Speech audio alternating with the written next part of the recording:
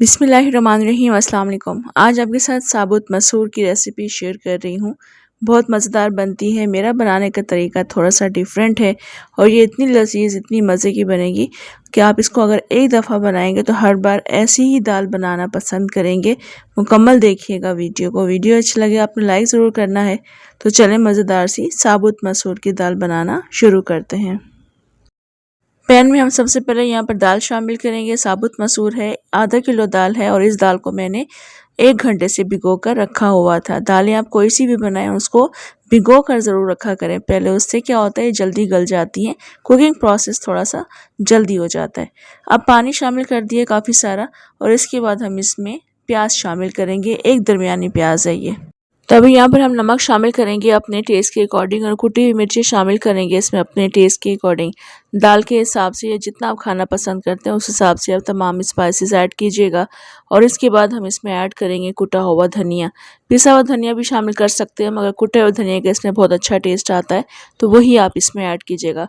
मैं तकरीबन 2 से 3 टीस्पून भर के इसमें ऐड कर रही हूँ। साथ साथ हाफ़ टी स्पून हल्दी शामिल करूँगी। 1 टेबल स्पून लहसुन का पेस्ट ऐड करके इसको हम मिक्स करके कवर करके रख देंगे हल्की आंच पर।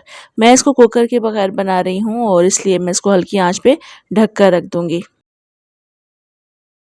तकरीबन 1.5 घंटा गुजर चुका है, ऐसा कि दाल काफ़ी अच्छी गल चुकी है। तो बस अभी हम इसको घोटने की मदद से घोट लेंगे।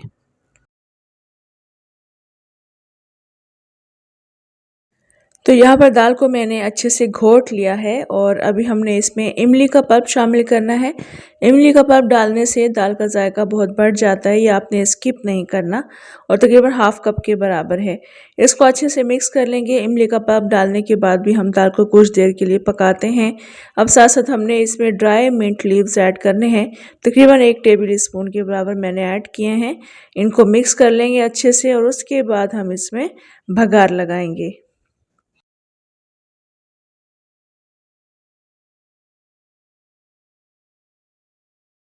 तो दाल को ऐसा पकते हुए 5 से 7 मिनट हो चुके हैं। बिल्कुल हल्की आंच पर ये पक रही थी और इस दाल में हमने जो पुदीना शामिल किया था, यकीन करें दाल का जायका बहुत बढ़ जाता है। मेरे इस तरीके से ज़रूर बनाकर देखिएगा, आपको दाल की ये रेसिपी बहुत पसंद आएगी।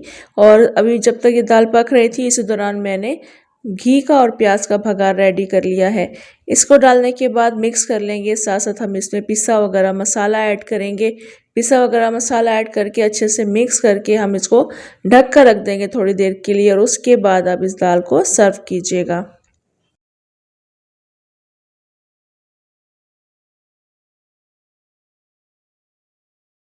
दाल के साथ मैंने चावल बनाए थे यानी जीरा राइस बनाए थे, जो कि बहुत मज़ेदार लगते हैं। इस दाल के साथ आप रोटी के साथ भी खा सकते हैं।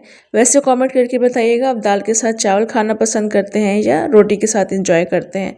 दाल के साथ और भी बहुत सारे लवाजमात होते हैं, यानी अचार रखा जाता है, सलाद रखी जाती है, साथ में अगर आप पापड़ फ्राई करके रख लें तो बहुत मज़ेदार आपको ये दाल चावल की रेसिपी लगेगी। बहुत टेस्टी बनती है ये दाल। बहुत आसान सी रेसिपी है। मेरी इस रेसिपी से ज़रूर ट्राई करके देखिएगा, आपको ये रेसिपी बहुत पसंद आएगी। कमेंट लाइक शेयर भी आपने ज़रूर करना है। इजाज़त दें मुझे, इंशाल्लाह दोबारा आऊँगी एक और बहुत मज़ेदार रेसिपी के साथ। अल्लाह हाफ़िज़।